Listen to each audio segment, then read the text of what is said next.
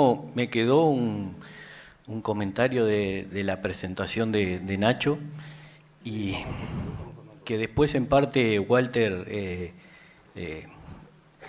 subraya ese aspecto que para mí es fundamental, porque no sé, capaz que interpreté mal las conclusiones tuyas cuando sugeriste como que nada había cambiado o algo por ahí. Y mirando los 20 años anteriores, las probabilidades de ocurrencia de frío en los meses donde generalmente tratamos de que nuestro arroz florezca y el momento crítico, daban el entorno al 25% de probabilidad de ocurrencia. Y eso era en probabilidad, como bien dijo Walter, 1 de cada 4 años. Y en los últimos 20 años, es cierto, es historia pasada, si comparamos los primeros contra los segundos, hay algunas situaciones donde se redujo hasta a la mitad prácticamente, pero en promedio da 16. Eso da 1 cada 6 años. Entonces, en la lectura general, tenemos más años con un clima más benévolo desde el punto de vista de las temperaturas, que obviamente debe ser alguna de las consideraciones a tomar en cuenta de por qué también los rendimientos de arroz en lo que va del siglo se han incrementado tanto, ¿no? Pasamos de un nivel de productividad a otro en estos últimos años mucho mayor, y fundamentalmente también el relativo aporte de las variedades de ciclo largo y de genética índica. O sea que, digo, no sé, capaz que lo interpreté mal, pero me parece que esas variables han tenido un impacto muy grande en lo que es el comparativo de historia de los 20 primeros contra los 20 últimos años. No, vamos a tomar, me decía Rafael, vamos a tomar otra pregunta más y después contestamos Álvaro Platero. Parecería, con la gráfica de radiación y dónde cae la primera floración de los cultivos, cuando mostraste la gráfica de radiación y las 2 barras donde se instalan las floraciones, parecería que estuviéramos dando un hándicap en el manejo, prescindiendo de mejores fechas o épocas de radiación, porque digo, la primera floración, según la barra que marcaste, cae en el pico más alto de la barra, pero antes de esa fecha tenemos muy buenas radiaciones que estamos, me parece, que desaprovechando, ya sea por fecha de siembra o por ciclo de variedades, ¿no? Un ideal sería tener variedades que florecieran, o fechas de siembra, si se pudiera plantar antes aún, que cayeran en el pico de máxima radiación, ese comentario. Sí, eso lo hemos planteado en algún momento, de tener cultivares que florezcan a fin de año. Pero en realidad con la genética que tenemos no se llega a eso. Tendríamos que meter unos genes de trigo en el arroz para sembrarlo en agosto y... Ventríloco. Tomamos una pregunta más. ¿Pregunta o comentario? Pregunta. No, viendo que la variabilidad anual es tan importante, que generalmente en estas charlas hablamos mucho de la perspectiva para este año, si hay algún efecto marcado o algo, tenemos algún niño o qué tenemos por delante.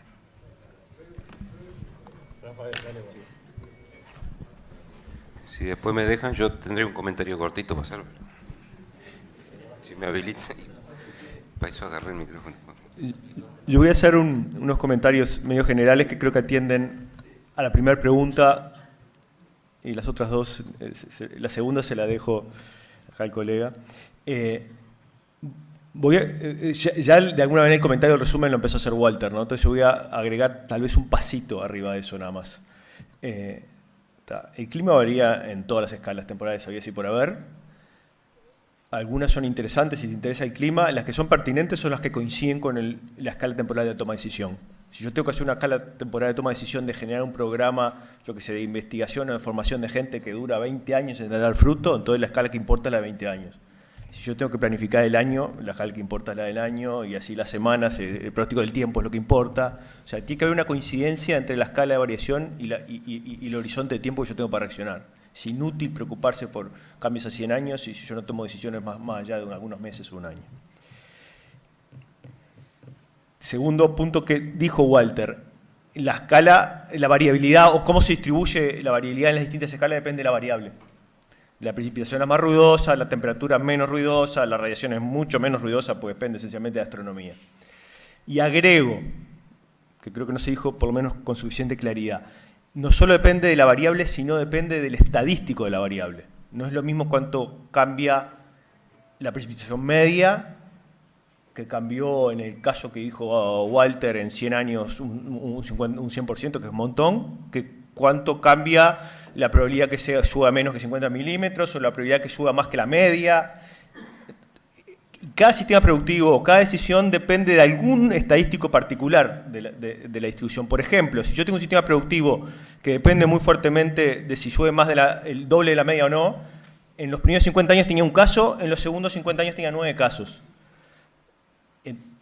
Y si es un caso en 50, si me queda, me marcho y lo asumo y perdí todo ese año. Pero si es 9 casos en 50, ya eso no funciona más, digamos. Entonces ahí pasa a ser un análisis de riesgo. Y aquí conecto con la segunda pregunta de si es significativo o es lo mismo, no pasa nada o nada ha cambiado el que la probabilidad que haya temperaturas bajas que afectan el arroz pase de un 23 a un 15 o de un 23 a un 17, depende del periodo que uno tome. La respuesta a esa te la devuelvo rápidamente. Si se te va la vida, si es catastrófico, entonces no cambia nada, porque vos te vas a proteger lo mismo de un 15 que de algo que tenga un 8% de probabilidad o un 16% de probabilidad, que es el doble de probabilidad. Es un cambio muy grande. Pero si con 8% igual te matan, entonces te vas a proteger lo mismo. Y si no te matan, pero por eso, entonces ahí pasa no solo a importar la probabilidad, cuánto haya cambiado la probabilidad de ese evento, sino cuál es el costo de ese evento. El que yo tome una medida de mayor o pueda relajar la protección o pueda no relajarla. Entonces, y ahí la pelota está en la cancha del que toma la decisión. ¿Cuánto pesa eso? ¿Cuánto me protejo? Entonces un cambio de un 50%, de un 100% en la probabilidad de determinado evento amerita que cambie algo en lo que yo hago. Esa respuesta no tiene esa pregunta no tiene una respuesta universal. Hay que estudiarla caso a caso. Y después están las cosas que cambian, que es el último parte de mi comentario, las cosas que cambian gradual pero sistemáticamente. En este caso la temperatura media, no la probabilidad de eventos de temperatura mínima en alguna temporada del año, sino la temperatura media que va mano con mano de las tendencias medias que mostró Sofía en la evapotranspiración, que llegan a ese grado en no sé cuánto tiempo que mostró Walter, va casi que mano de la mano con esos 5 milímetros en la temporada, acumulados en la temporada que aumenta la evapotranspiración. Eso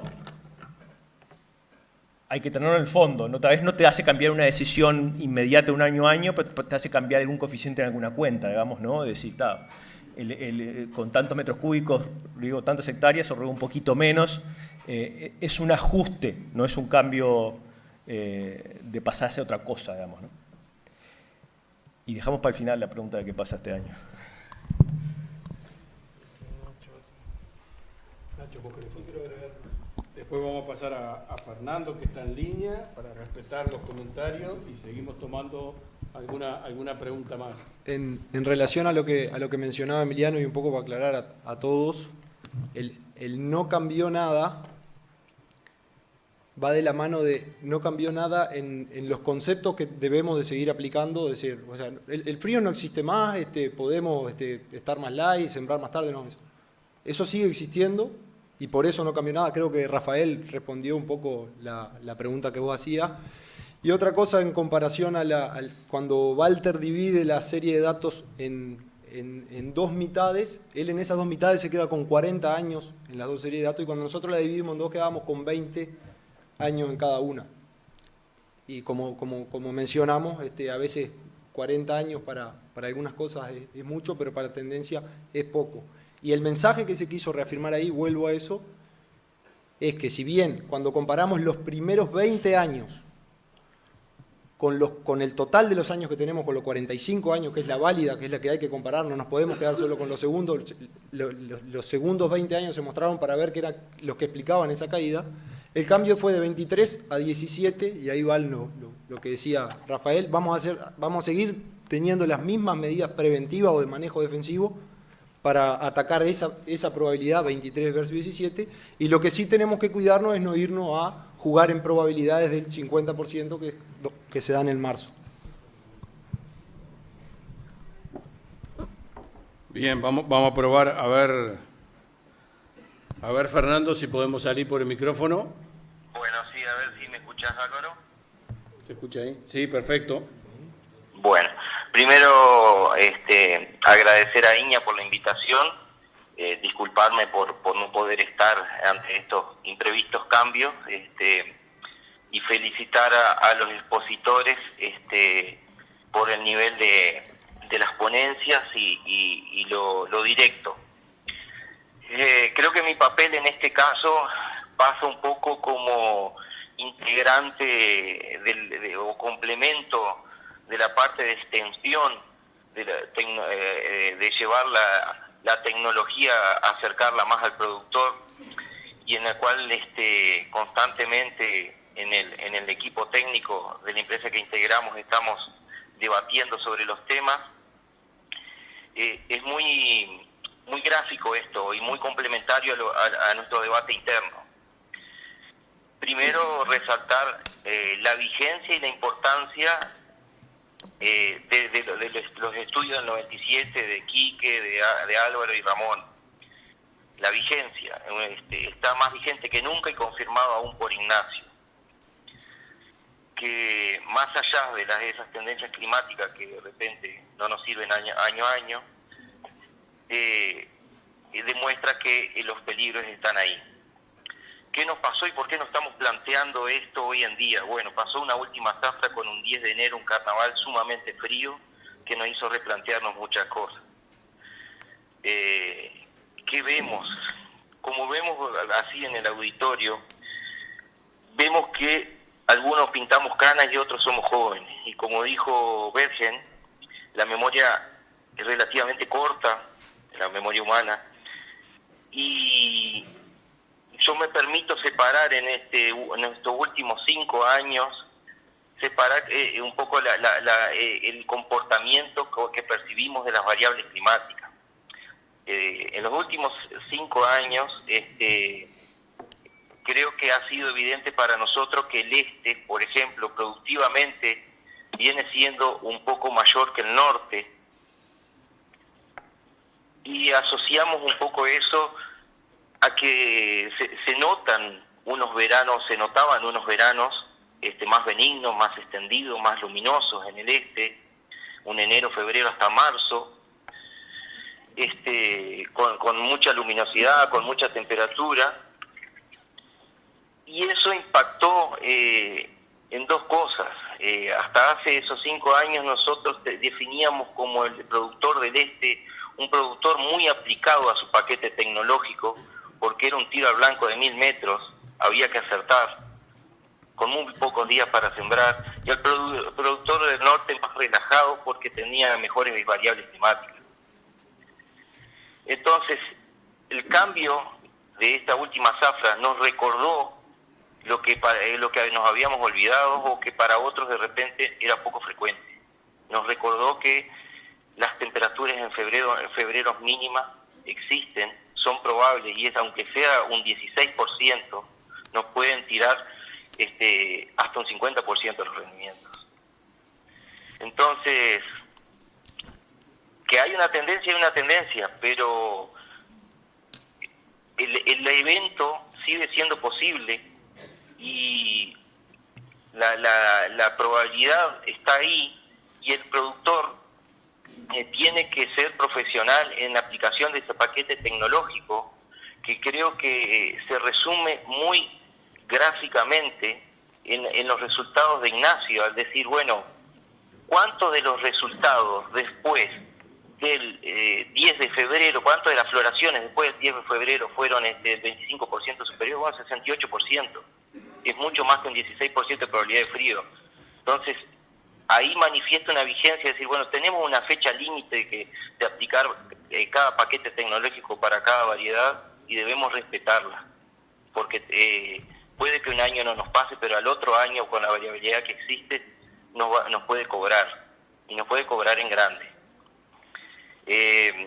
También quiero destacar que en el norte, asociado a todo esto, lo que se ha visto con más frecuencia en estos últimos 5 años son los eventos extremos. Eventos extremos que nos han permitido al norte de repente sembrar en fecha, con una ventana que se ha achicado mucho, o tener cosechas limpias, donde hemos tenido abriles de 900 milímetros. Entonces, ahí en esas eventualidades, en esos eventos extremos, donde quiero destacar que en algún momento, en charlas anteriores, se ha visto o se ha tirado la idea, ¿será que no es posible de pensar en seguros para esos eventos?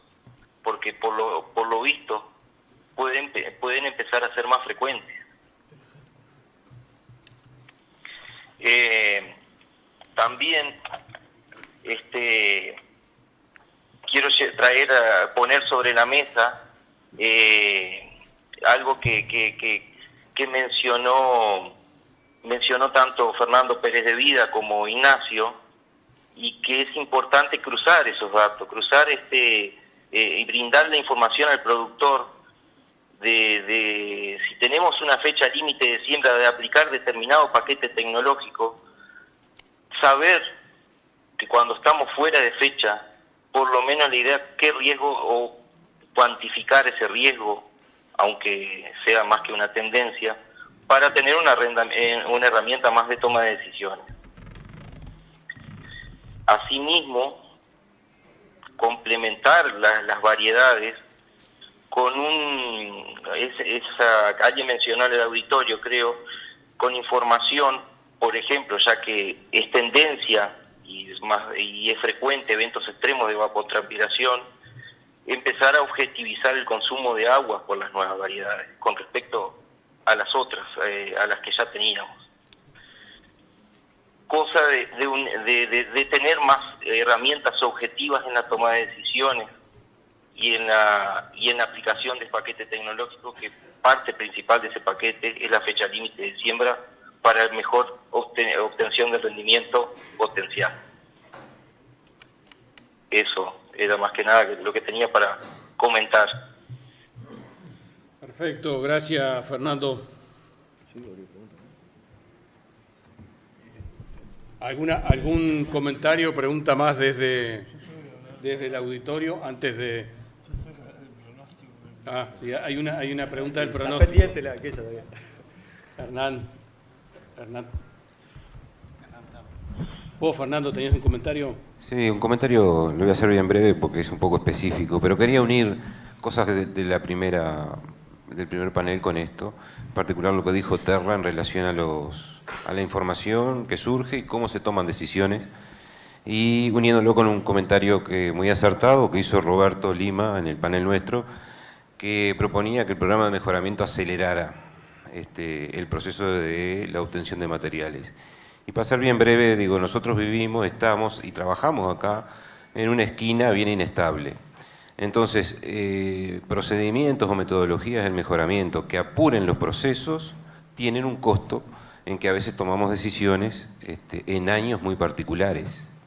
Y nos perdemos, es decir, lo que quiero decir es, uno podría hacer mejoramiento, de repente el proceso típico nos lleva, exagerando, 15 años en obtener una variedad. Habrían posibilidades de acortar eso significativamente, capaz que a la mitad. Es mitad de tiempo que el material está expuesto a las condiciones ambientales. Entonces nos perdemos, quienes estamos haciendo mejoramiento, la evaluación en diferentes condiciones, que es, como estuvimos viendo ahora, el carácter predominante de nuestro clima, las variaciones, lo que pasa, lo que cambia de un año a otro. Y todos, digo, yo lo digo con toda sinceridad, si tenía un chucho importante en este verano pasado, era justamente el comportamiento de Merín, frente a un año de tanta incidencia de bajas temperaturas, porque, como se estuvo viendo, Merín fue evaluado todo en un periodo de años con condiciones climáticas mucho más benevolentes desde el punto de vista del clima, del frío sobre todo. Entonces, para decir la sábana siempre queda corta. Si apuramos algunos procesos en mejoramiento, capaz que nos perdemos información de la interacción de los cultivares con el clima, con el ambiente. Eso lo podemos subsanar a través de los años, que es lo que hemos venido haciendo en el tiempo, y ese esfuerzo que todos hemos hecho y con la colaboración de los productores, y seguimos contando con ellos para tener ensayos y evaluaciones multiambiente. Era eso. Bien. Hernán. Hola, sí, creo que en cierta medida contestó algo Fernando de lo que del planteo, digamos, fuera de todo esta gran variabilidad. Evidentemente veníamos hasta esta zafra olvidados, o ya con la memoria corta, como decimos, nos habíamos olvidado del frío. No.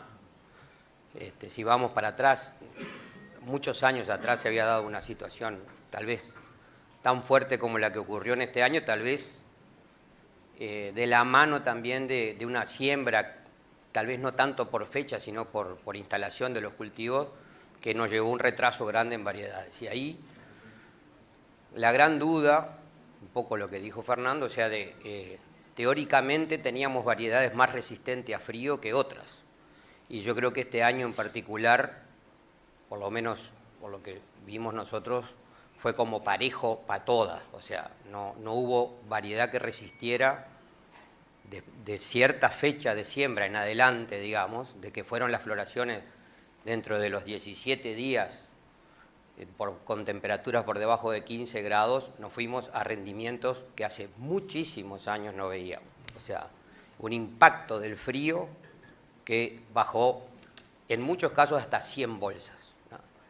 O sea, el impacto que tuvo esta zafra con esos, no sé si son esos 17 días de febrero o alguna parte de marzo tal vez también, pero digamos el grado de impacto que fue una variación como la que tuvimos, como decía Walter hoy, o sea, un año en particular, más allá de que se dé 1 en 6 o 1 en 4, fue como que nos puso realmente contra la pared con muchos habían dejado variedades que teóricamente eran más resistentes a frío de las últimas siembras y demás, pero después fue parejo el grado de afectación que tuvo el cultivo en general, sin respetar variedades de cierta fecha en adelante de floración, ¿no? Gracias, Hernán.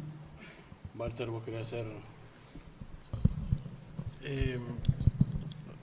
Una pregunta que tiene que ver a mí me pareció buena la conexión, no me acuerdo quién fue que hizo, que comentabas tú, de la conexión entre lo que es esta variabilidad interanual y cuánto podemos hacer por manejar los riesgos asociados a esa variabilidad. Entonces, una de las cosas es qué podemos decir del clima de los próximos meses.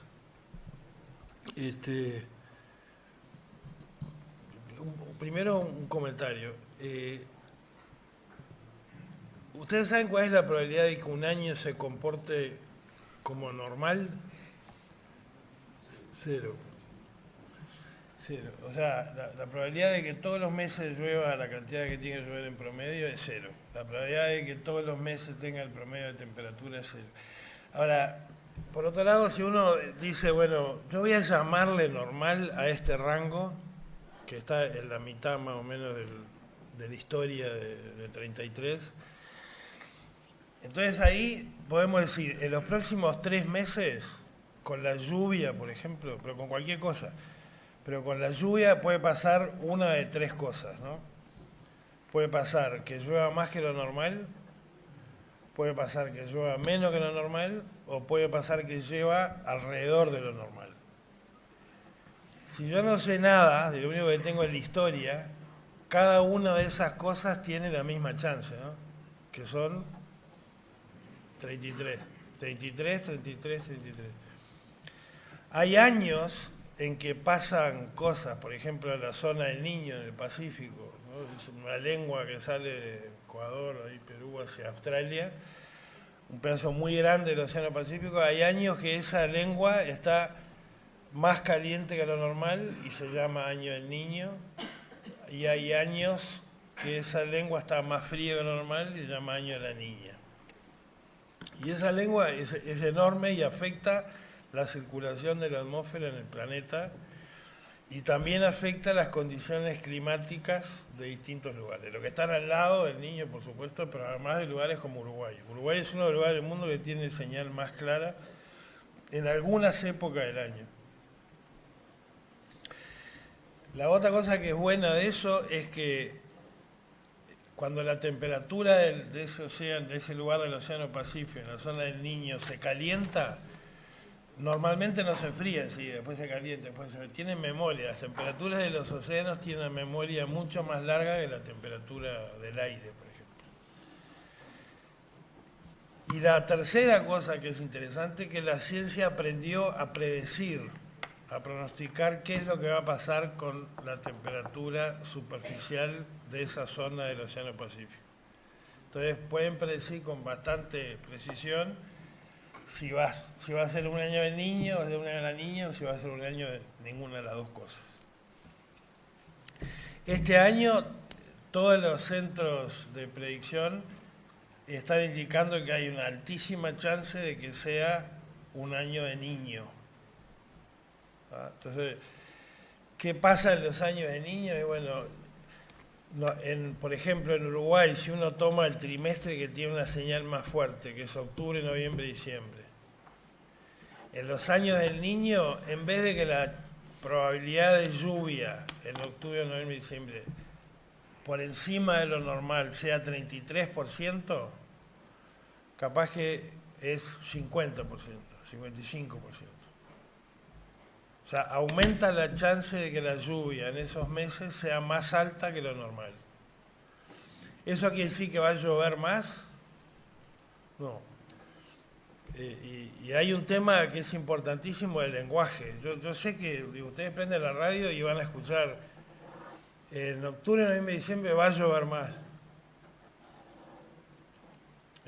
Es más, uno va a escuchar en noviembre va a llover más. O en diciembre va a llover más. Eso digamos, está mal. Cuando escuchen eso, la persona que está hablando o no sabe mucho, o es un brujo, pero científicamente eso no, o sea, ese lenguaje es inapropiado. Decir, ¿cómo es un año el Niño va a llover más? Está mal. Cuando escuchen eso, no, estás equivocado. Como es un año el Niño, hay más chances que lo normal de que llueva más que lo normal, sí, es verdad. Vamos a poner que es 55%. ¿Qué quiere decir eso? Quiere decir que hay 45% de chance de que llueva normal o menos. Ahora, ¿eso les sirve para algo a ustedes? Si tienen que elegir entre tener esa información o no tener nada, ¿qué eligen? Sí. Ahora, si quieren decir voy a plantar el 15 de noviembre porque es un año del Niño, no. Es lo que decía hoy Rafael, ¿no? ¿Qué decisión estamos tomando en base a la información que estamos utilizando? Entonces, en un trabajo que hicimos con Álvaro hace tiempo, lo único que hicimos fue ver la asociación estadística que había entre años del Niño y años de la Niña y rendimientos de arroz. ¿Qué le parece a ustedes que es más conveniente para el arroz? Niña. Niño.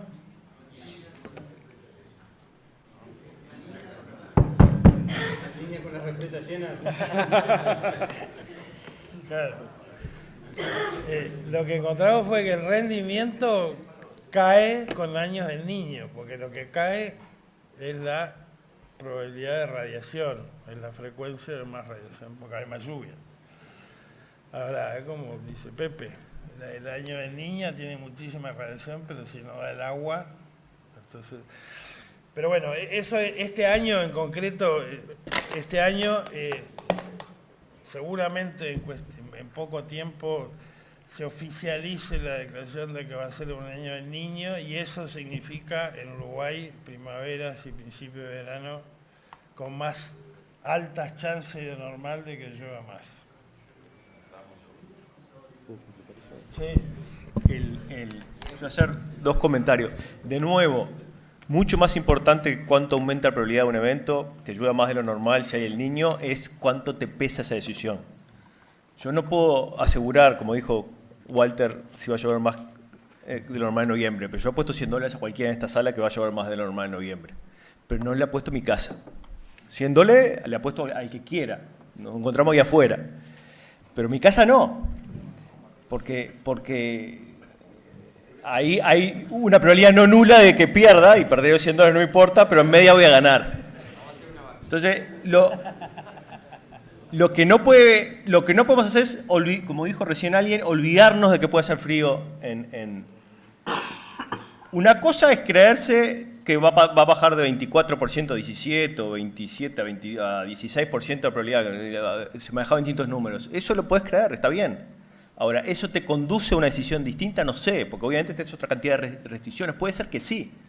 Puede ser que sí. Puede ser que apuestes $200. Pero obviamente si puedes quedar afuera de competencia, no lo vas a hacer. Entonces ahí está bien. Las estimaciones de la probabilidad de cambio de las cosas o de sesgos por el niño son estimaciones y hay que manejarlos. Pero el número que importa es qué multiplica, es el riesgo que multiplica eso, digamos, ¿no?